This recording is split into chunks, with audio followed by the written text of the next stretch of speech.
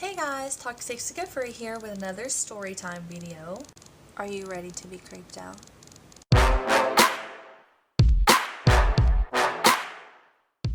This story is about a handful of encounters that I experienced at a place called RedAsh. And if you do a Google search of some of the creepiest places to visit in Tennessee, RedAsh will normally come up on some of those lists. Now, RedAsh is a place that is out in the middle of nowhere, basically. It's about a 30-minute drive away from civilization into the mountains. So the first time I ever went out there, I was a senior in high school, and some friends texted me one Friday night and asked me if I would like to go with them. And of course, being a dumb young teenager, I don't ask any questions. I'm just like, adventure, let's go. So I get in this tiny, cramped Supra that doesn't even have an actual back seat. They have a back seat from another car behind the two front seats that we are sitting on. So there's that. Me and my friend, whose name is also Jessica, are in the back seat, and it's her fiance at the time and one of his guy friends. We go out to this place. We're driving and we're driving and we're driving, and there's no street lights, there's no businesses, there's no people, there's nothing. There's nothing out here but wilderness.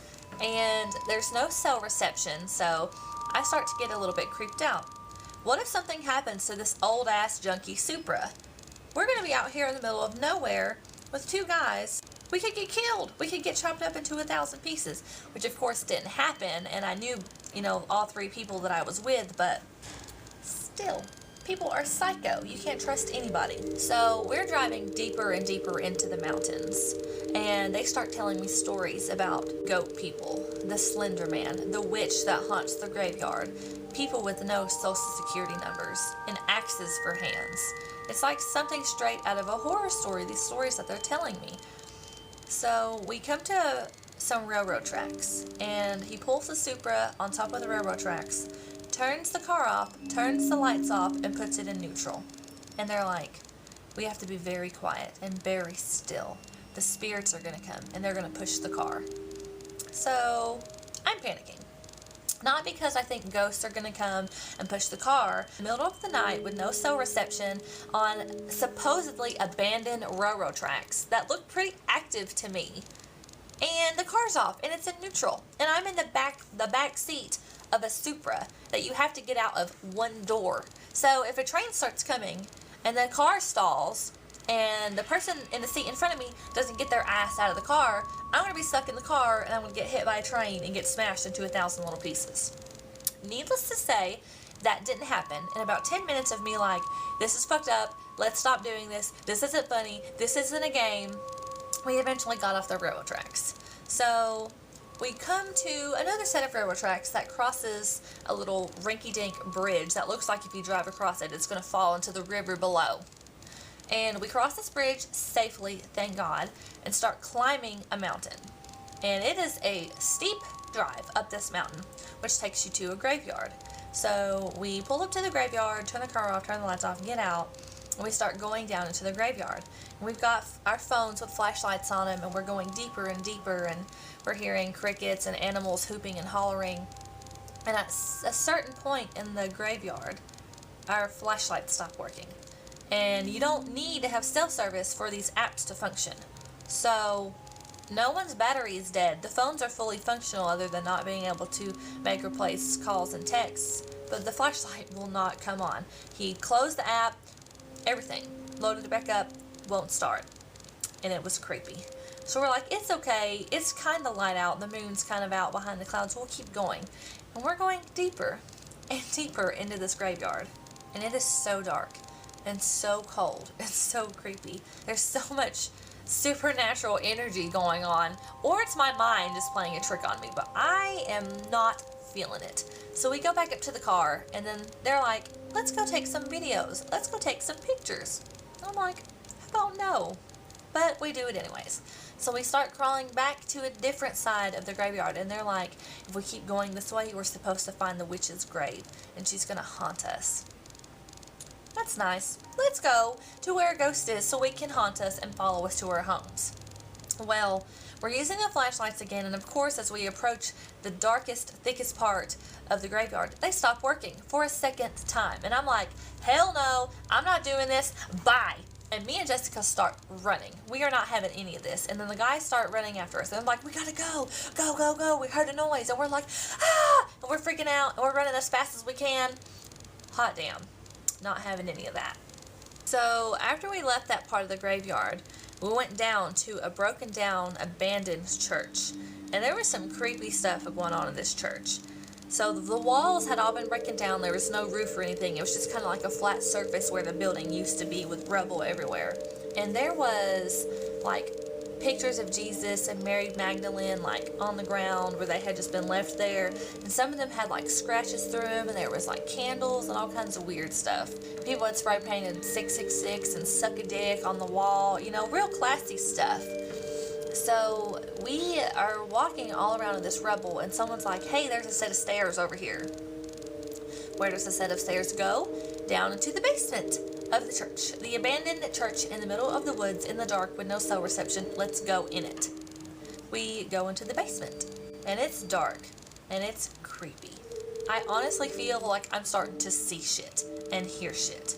And we get to a point in the basement where it's just filled with water, and we're like, okay, we gotta get out of here. There could be some snakes or something in here. So we leave that part, and we go up, and we get back in the car, and we go actually to the RedAsh cemetery, where all this creepy stuff is said to have happened.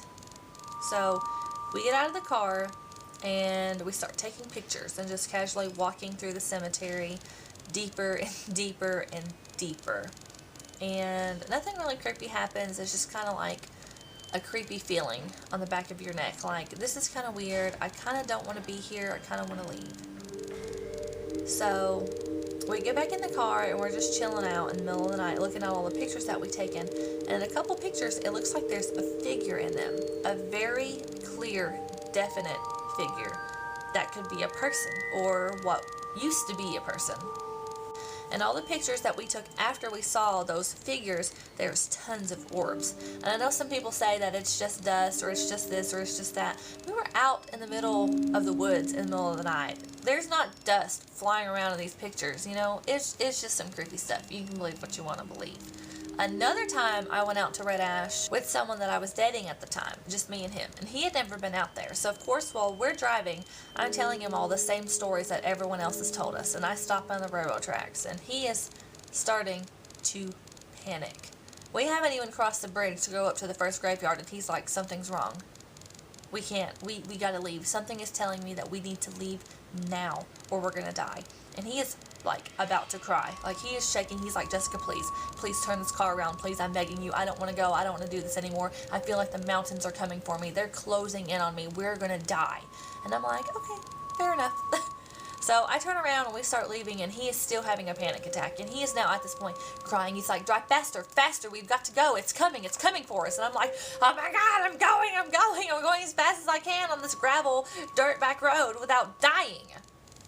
And so he never forgave me for that. That relationship, as little of a relationship it was, didn't last. Another time we went up to the graveyard, it was me and my current fiance and my friend Jessica and her boyfriend at the time.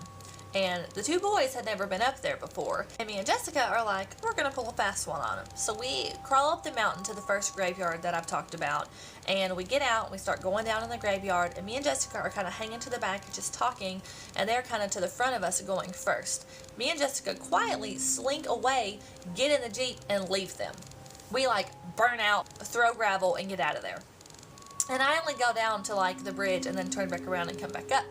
And I'm facing the graveyard, and I have the lights on. I roll the window down. I'm like, just kidding. We wouldn't really leave you. We're back for you. And there's nothing. It's quiet. There's no rustling in the woods. There's no talking. There's nothing. It's just dead silence. And Jessica's like, it was just a joke, guys. Come on. We wouldn't really leave you. Nothing. They don't say a word. And we start freaking out. So we leave the Jeep on, leave the lights on, and we both get on top of the Jeep. And we're like trying to look and see if we can see them. But we can't see them and we can't hear them, and we're not really sure what's going on. Either they're playing a practical prank on us, which is highly likely, or something has killed them and they are lost and they are part of the graveyard now. So about 10 minutes pass and still nothing.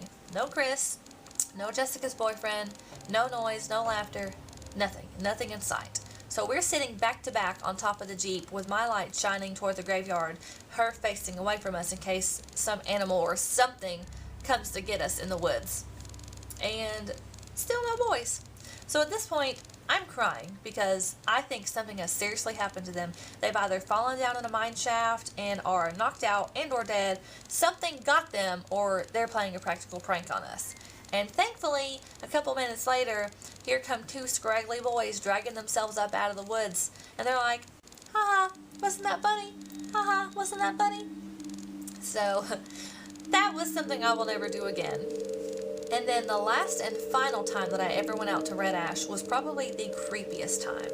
It was me, my best friend, my sister-in-law, my mother-in-law, and my best friend's half-sister. And some of the girls in this group are very in tune with their spiritual side. They are empaths. And we're actually at my best friend's bachelorette party at the time. And we get the idea to go to RedAsh. We're a bunch of hoop and hollering women. We've been having a good time. We're going to continue to have a good time. We're going to do what we want, and we're going to go talk to ghosts. So we go out to RedAsh, and we go to the creepy graveyard, and we get out of the car, and instantly, it's like literal electricity flowing through the air. It's like everything is alive and focused on us. We don't have any flashlights. We don't have any weapons. We're just women alone out in the middle of nowhere, in the dark, in this graveyard. And there's about 5 of us, I think. We're crawling deeper and deeper into this very expansive graveyard. And the 2 empaths that were with us start feeling something. And I'm thinking it's the witch. We're coming close to her grave. We're about to have something happen to us. Hot damn. So we go deeper and deeper to the left side of this graveyard, which supposedly is where the witch is supposed to be. And I start feeling like I can't breathe, like something is telling me to get, go, go, go. Just like when I brought the guy up there that time, that same feeling, I am just panicking. I'm outright panicking. I'm like, guys, we've got to go. This doesn't feel right. And they're like, I agree. Something's wrong. Something's wanting us to leave. It doesn't want us here. We need to go. So we get in the car, and we are just moseying on, taking our time, getting out of there, and it just feels like something is just coming. Like something is there. Something wants us gone, and it wants us gone now. Whether we go on our own accord or if it makes us go. So we start driving a little bit faster. And we've crossed the bridge, we've crossed the railroad tracks, and at this point we're driving down the long stretch of road where you pass all these abandoned plants and mills and stuff, and it's just creepy. And we come to this point where there's like this giant stone pillar, and a lot of people say the pillar is the entrance to like the paranormal. And as we pass this pillar, everyone in the car just gasps like a weight has just been lifted from our chests. And we all did it at the same time, like unanimous, like all of us felt it. And it was so creepy. And we all agreed not to go out there anymore because it was some real shit. And I don't want to be haunted. I do not want to go through that. I ain't about that life. No, sir. I hope you guys enjoyed, and if you want to, go ahead and do a little bit of research about RedAsh. There are some other YouTube videos of people that have visited RedAsh and went out there and experienced some creepy stuff and got some strange footage and some strange pictures, and then other people have some content where they went out there and nothing happened. It's just them alone in the woods, and they're like, well, this is retarded. So leave a like if you liked it. Leave me some comments letting me know some creepy stuff that you've experienced in your life. I look forward to reading it, and I'll see you next time.